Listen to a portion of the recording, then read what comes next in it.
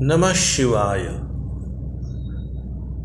अनियमित दिनचर्या, अनैतिक कर्म, अकुशल कर्म और अनाधिकृत धन से जीवन यापन करेंगे तो आपके पास कुछ भी नहीं बचेगा।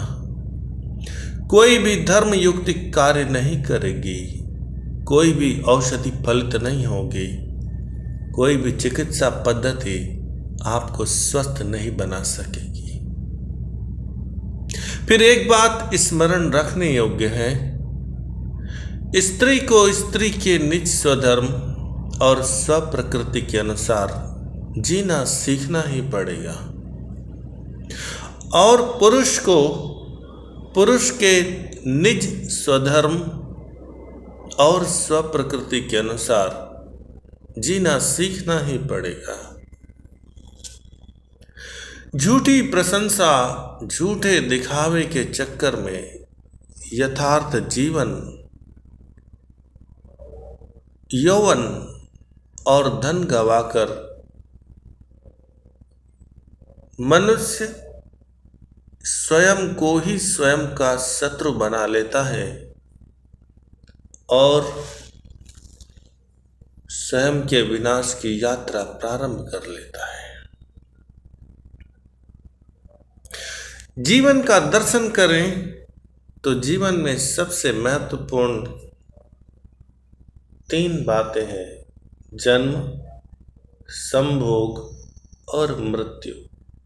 ये जीवन के पड़ाव है और यहाँ से प्रत्येक जीव को गुजरना ही होता है।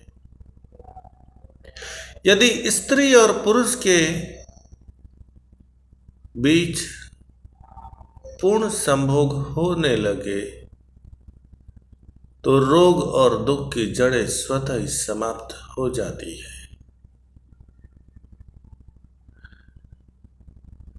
एक दूसरे के बीच वशीकरण बना रहता है। स्त्री का गर्भ और पुरुष का पुरुषार्थ बना रहता है और संपूर्ण संभोग से गुप्त रोगों का निदान स्वतः ही हो जाता है और कर्म फल के बीज भी नष्ट होने लगते हैं।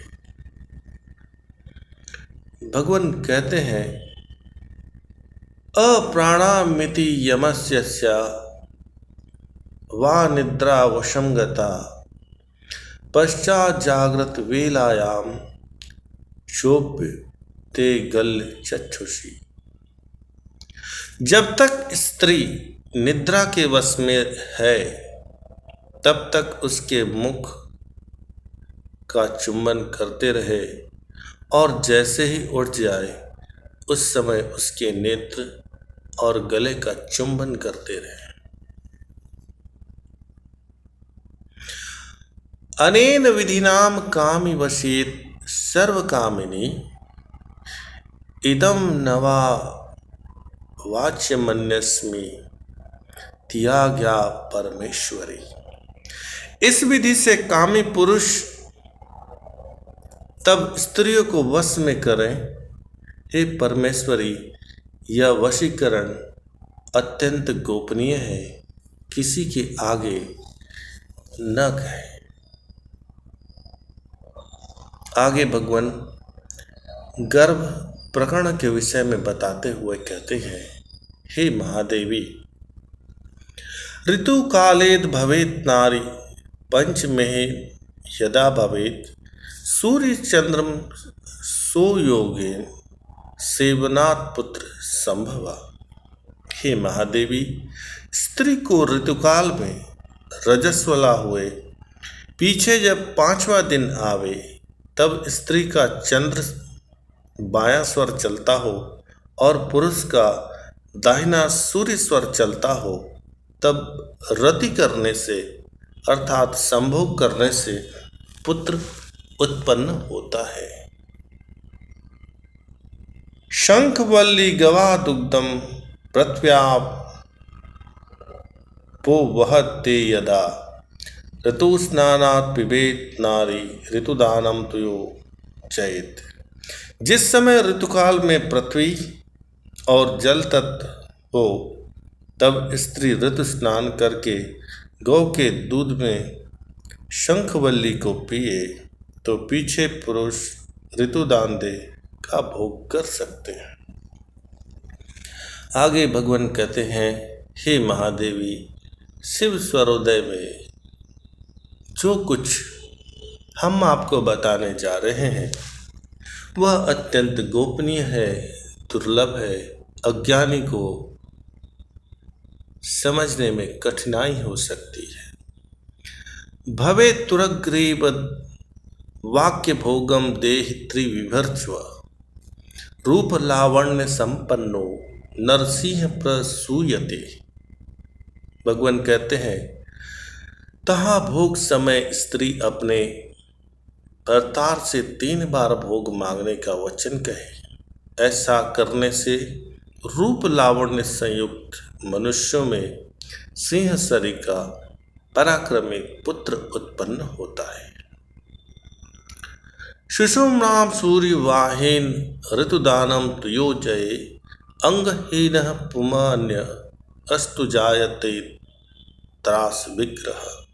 जो मनुष्य सुषुम्ना नाड़ी में सूर्य के प्रवाह में स्त्री संग करता है उससे अंगहीन बुरे रूप वाला पुत्र उत्पन्न होता है।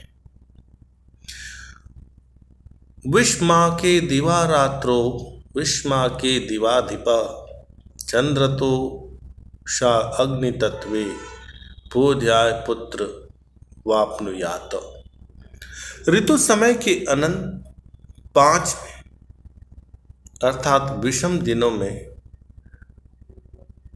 या रात्रि में पुरुष का सूर्य स्वर चले और स्त्री का चंद्र स्वर चले, ऐसे समय में यदि संसर्ग हो तो पुत्र प्राप्त होता है।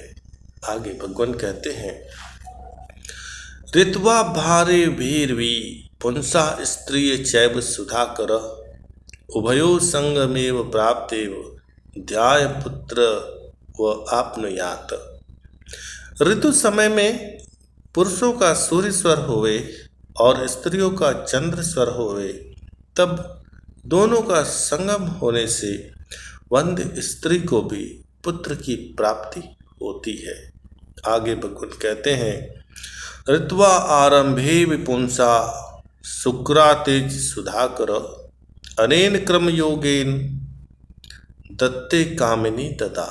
जो यदि स्त्री का संग करते हुए अर्थात संभोग करते हुए पुरुष का सूर्य स्वर चले और वीर्यपान के समय चंद्र स्वर चलना प्रारंभ हो जाए, ऐसी स्थिति में स्त्री गर्भ को ग्रहण नहीं करती है। आगे भगवान कहते हैं, चंद्र नाड़ी यदा प्रसंगे गर्भे कन्या तदा भवेत् सूर्यो वहे तदा पुत्रो द्वयोगेर भवत विन्यते। जो कोई चंद्र स्वर चलते हुए गर्भ का प्रश्न करे तो उसे कन्या बतलाना चाहिए, और सूर्य स्वर चलता हुआ यदि पुरुष और दोनों स्वर सुषुम्ना नाड़ी में चलती हो तो गर्भपात होने की भविष्यवाणी की जा सकती है। चंद्रे स्त्री पुरुष सूर्ये दे मार्गे नपुंसका गर्भे प्रदादूत पूर्णे पुत्र प्रजायते। प्रश्न करते समय यदि चंद्र स्वर चलता हो तो कन्या और सूर्य स्वर चलता हो तो पुत्र और दोनों स्वर चलते हो तो नपुंसक पैदा होता है। परंतु यदि पूछने वाला दूत पूर्ण स्वर के जैसे अनुभूत होता है तो उसे शक्तिशाली बुद्धिशाली पुत्र पैदा होता है। आगे भगवान कहते हैं, हे महादेवी, पृथ्वी पुत्री जले पुत्र कन्या तु प्रभंजने तेज साग गर्भपात सात नाविक नपुंसका। पृथ्वी तत्व चलता हो तो पुत्री, जल तत्व चलता हो तो पुत्र का जन्म होगा, और वायु तत्व चलता हो तो कन्या, और अग्नि तत्व में गर्भपात, और आकाश तत्व में नपुंसक का जन्म होगा। ऐसा प्रकृति का नियम है। आगे भगवान कहते हैं, शून्य शून्यम युगे युग्म गर्भपातम च संक्रमे तत्व विधि समाख्यात मेव गेयम सुंदरी। हे सुंदरी, शून्य स्वर में शून्य और दो स्वर बहते हो तो योग्य जोड़ा सुषुम्ना नाड़ी में बहती हो तो गर्भपात होता है। ऐसा तत्व ज्ञानी को जानना चाहिए। आगे भगवान कहते हैं, गर्भाधान मारुतेस्य दुखी विख्यात वावरुणे सौख्ययुक्त गर्भस्त्रावी च स्वप्नजीवी चैवन्नो भोगी भोग्य पार्थेनार युक्त।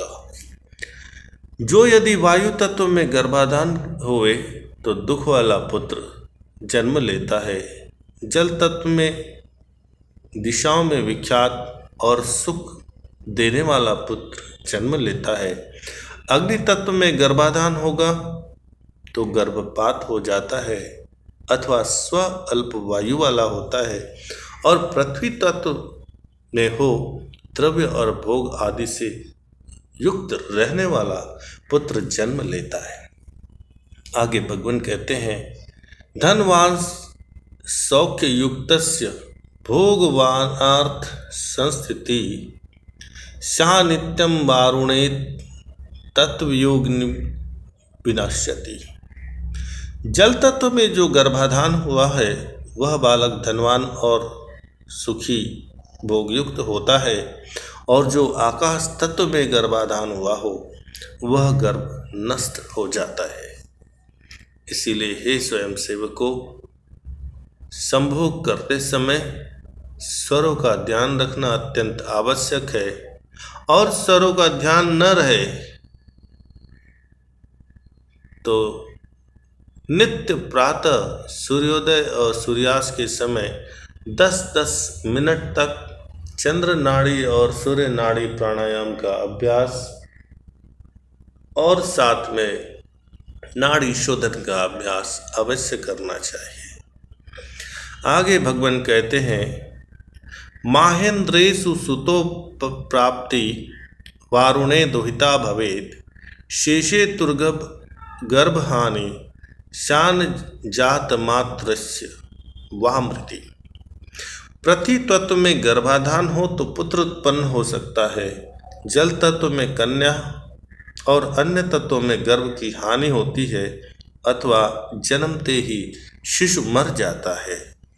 आगे कहते हैं, रवि मध्ये गतम चंद्रस मध्ये गतो रवि ज्ञातव्यम गुरुतम शीघ्र नवेदम शास्त्र कोटि भी। सूर्य स्वर में चंद्रमा की गति करनी चाहिए और चंद्र स्वर में सूर्य की गति गुरु से शीघ्र ही सीखनी चाहिए। यह बात करोड़ों शास्त्रों में नहीं आती है। इसीलिए स्त्री और पुरुष दोनों को चंद्र नाड़ी प्राणायाम, सूर्य नाड़ी प्राणायाम, नाड़ी शोधन प्राणायाम, अनुलोम विलोम प्राणायाम करना चाहिए। इन प्राणायाम के अभ्यास से स्वरों के बहने का अनुभव होता है और संभोग पूर्णता होती है, और संभोग पूर्णता से रोग और दुख की जड़ें समाप्त हो जाती है। आगे भगवान कहते हैं, चैत्र शुक्ल प्रतिपदात् प्रातः स्वाद विभेदत पश्चेदिक्षणो योगी दक्षिणे उत्तरायणे। भगवान कहते हैं, चैत्र शुक्ल पक्ष की प्रतिपदा को प्रातःकाल समय तत्वों के भेद से पंडित जन दक्षिणायन उत्तरायण को देखें, अर्थात वर्ष दिन के हाल पर विचार कर सकते हैं। चंद्रोदय से वेलायाम वह माना तावत पृथिव्यापथस्थाद वायु सुभिक्ष सर्वज संशय। जो यदि उस समय चंद्र स्वर में पृथ्वी तत्व चलता हो अथवा जल तथा वायु चलता हो तो सुभिक्ष होवे संपूर्ण खेत या निष्पजय। आगे भगवान कहते हैं, तेजो व्योमग्नि भयम घोर दुर्भिक्षम काल तत्वत एवं तत्वम काल गेयम सर्वमासे दिने दिने तथा। अग्नि अथवा आकाश तत्व का प्रवाह हो रहा हो, ऐसे में दुर्भिक्ष होकर वर्षा होती है तथा मास प्रवेश में व दिन में तत्वों के अनुसार फलों को जानना चाहिए। आगे भगवान कहते हैं, मध्यमा भवति कूरा दृष्टा सर्वत्र कर्मसु देशभंग महारोगा क्लेश कष्टादि दुखदा। मध्यमा सुषुम्ना नाड़ी क्रूर है, सब कर्मों में दुष्ट है, देशभंग महारोग क्लेश कष्ट इत्यादि दुखों को देने वाली है। आगे भगवान कहते हैं, मेष संक्रांति वेलायाम स्वर भेदाम विचारयेत संवत्सर फलम ब्रूया लोकानाम हित काम्यमया। और मेष संक्रांति के अर्घ के समय भी स्वरों के भेद पर विचार कर सकते हैं, फिर लोगों के हित के लिए संवत्सर के फलों को बता सकते हैं। आगे कहते हैं, पृथ्वी व्याधि तत्वेन दिन मास द्विजम फलम शोभनाम च तथा दुष्टम व्योमम मारुति वहन्य भी। पृथ्वी आदि तत्वों में से महीने दिन आदि संपूर्ण वर्ष का फल शुभ जानना चाहिए, और आकाश वायु अग्नि इन तत्वों में दुष्ट फल को जानना चाहिए। शुम भिक्षा राष्ट्र वृद्धि शाद हुनस्य वसुंधरा बहुवृष्टि तदा सौख्यम पृथ्वी तत्वम हेवति। जो यदि पृथ्वी तत्व बहता हो तो सुभिक्ष की राज्य में वृद्धि हो। पृथ्वी पर बहुत सी खेती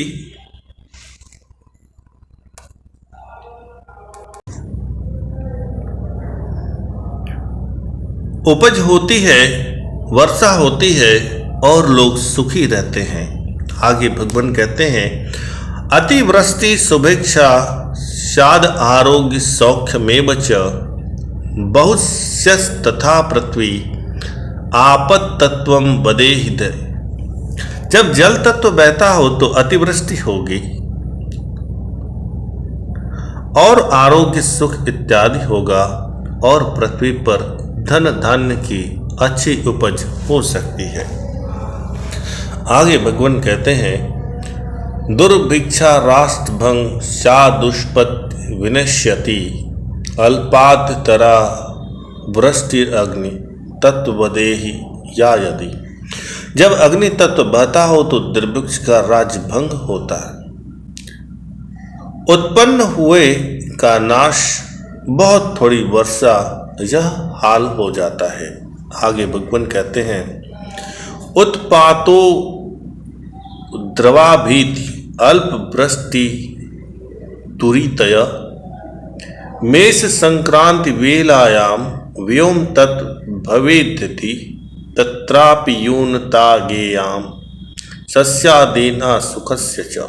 भगवान कहते हैं कि हे महादेवी, यदि मेष संक्रांति के अर्घ के समय आकाश तत्व बहता हो तो उत्पात, उपद्रव, भय, स्वल्प वर्षा, ये 6 प्रकार के विकार उत्पन्न हो जाते हैं। और यदि आकाश तत्व होता है तो वर्षा में खेती आदि का और सुख का अभाव होता है।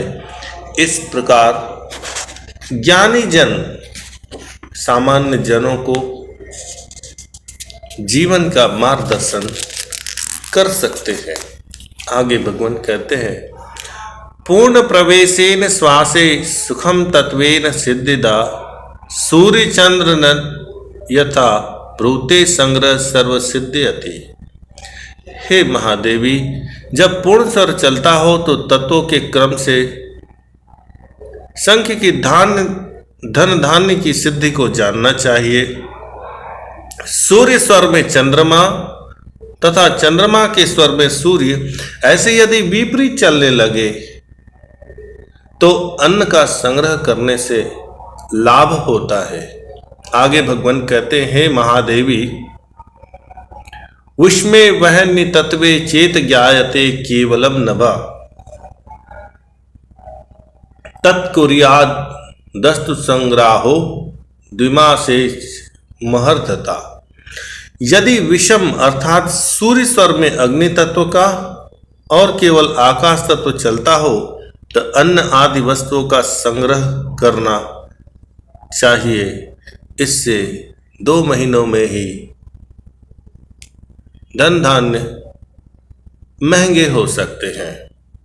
आगे भगवान कहते हैं, रात्रो संक्रमते सूर्य चंद्रमते प्रसरपति खालीन ले वहन योगो पिरव व जगती तले। जो यदि रात्रि को संक्रांति का अर्घ हो जाए और सूर्य स्वर चलता हो और प्रातःकाल चंद्र स्वर चलता हो, इसमें आकाश वायु अग्नि ये तत्व बहते हो तो पृथ्वी तल में महादुख और अनर्थ होता है। इस प्रकार स्वरों के माध्यम से जीवन का दर्शन संभव है। हे महादेवी, स्वरों का ज्ञान और स्वरों में पंच तत्वों के ऊर्जा के प्रवाह के ज्ञान से जीवन में स्थितियों और परिस्थितियों का अध्ययन करके उचित मार्ग से जीवन यापन करना चाहिए। आगे भगवान कहते हैं, रोग प्रकरण के विषय में यदि कोई व्यक्ति रोग के विषय में पूछता है तो उसे किस प्रकार से मार्गदर्शन दिया जा सकता है। भगवान कहते हैं, मही तत्वे स्वरोगम च जले जल मातर तेजसी ग्राम वाटिस्थ शाकिनी पितृ दोषतः।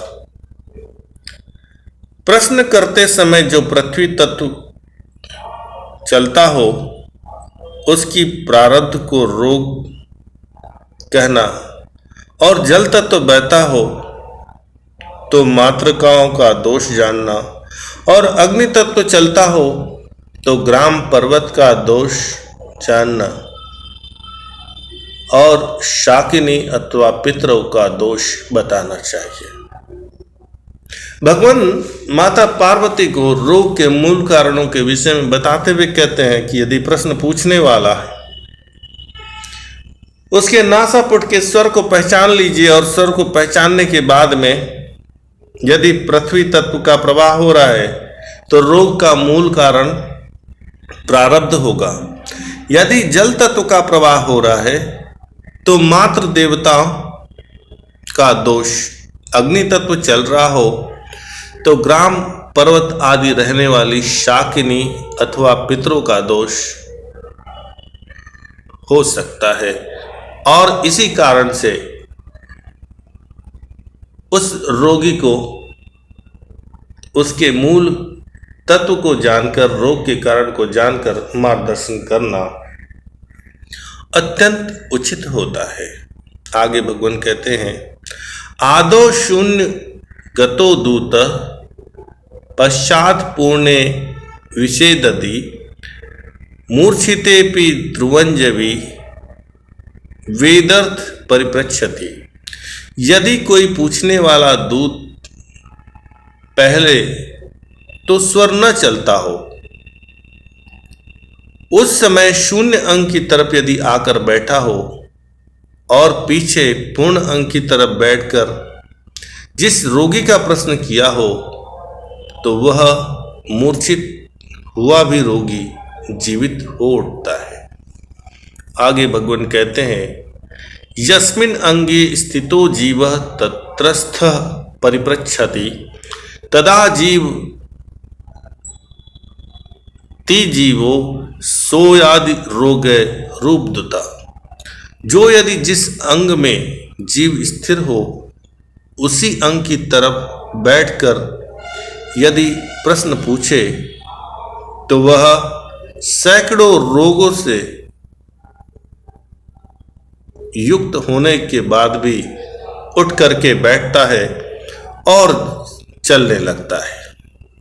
भगवान कहते हैं, दक्षिणे नयद्वायु दूतो रौद्र क्षरो वदेत तदा जीवो जीवेत सो चंद्रे समफलम भवेत। जो यदि दाहिना स्वर चलता हो और दूत भयानक वचन बोले, तो भी वह रोगी जिएगा, और चंद्र स्वर हो तो भी उसका समान फल ही कहना चाहिए। आगे भगवान कहते हैं, जीवाकारम च धृत्वा जीवाकारम विलोक्य च जीव स्थितो जीवित प्रश्ने तस्याजी जीवितम फलम। जो दूत जीवकार को धारण करके और जीवकार को देखकर जीव में स्थित हुआ प्रश्न करे, उसको जीने का अधिकार है, जीने का उचित फल मिलता है। आगे भगवान कहते हैं, वाम स्वरेत दादक्ष प्रवेशे यत्र वाहने तत्रस्त पृच्छते दूत तस्या सिद्धिर न संशय। भगवान कहते हैं, महादेवी, वाम स्वर अथवा दक्षिण स्वर में जो भीतर यदि प्रवेश हो रहा है, उस समय यदि कोई व्यक्ति प्रश्न करे, तो वह रोगी का स्वस्थ होना निश्चित है।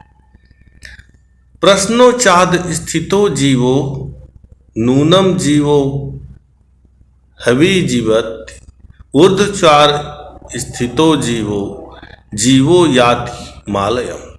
प्रश्न के समय स्वर नीचे चलता हो तो वह रोगी अवश्य स्वस्थ होता है, और स्वर ऊपर संचार वाला हो तो वह निश्चय ही धर्मराज के समान स्थान प्राप्त करता है। विपरीताक्षर प्रश्नो रिक्तायाम प्रश्को यदि विपर्यय च विज्ञेयम विषमोद्यतिष्यति। जो यदि दूत प्रश्न करते समय विपरीत अक्षर का उच्चारण करे और पूछने वाला रिक्त नाड़ी की तरफ स्थित हो और विषम सुषुम्ना नाड़ी का प्रवाह हो रहा हो, तो विपरीत फल को जानना चाहिए। भगवान कहते हैं, चंद्र स्थाने स्थितो जीवो सूर्य स्थाने पृच्छक तदा प्राण विमुक्तो सोय दिवैतैवर्तत। जो यदि अपना जीव प्राण वायु चंद्रमा के स्थान में है और पृच्छक का सूर्य के स्थान में हो, तो सैकड़ों वैद्य से युक्त हुआ भी रोगी नहीं जी सकता। आज के लिए बस इतना ही। आपने बड़े धैर्य, श्रद्धा, स्नेह के साथ शिव सूर्योदय पर आधारित शिव भक्ति योग को सुना। इसके लिए हम आपके हृदय और मस्तिष्क के ऋणी हैं। कथा के दौरान यदि किसी शब्द के उच्चारण, अर्थ के कारण कोई दोष उत्पन्न हुआ हो, किसी को कोई दुख पहुंचा हो, उसके लिए कथावाचक आपसे क्षमा की याचना करते हैं और विनती करते, फल्गु त्यक्त्वा सारम ग्रहीतव्यम। आवश्यक को जानिए, अनावश्यक पर प्रयास मत कीजिए। बस आज के लिए इतना ही। ओम नमः शिवाय का जप कीजिए, सभी रोगों से मुक्त होइए।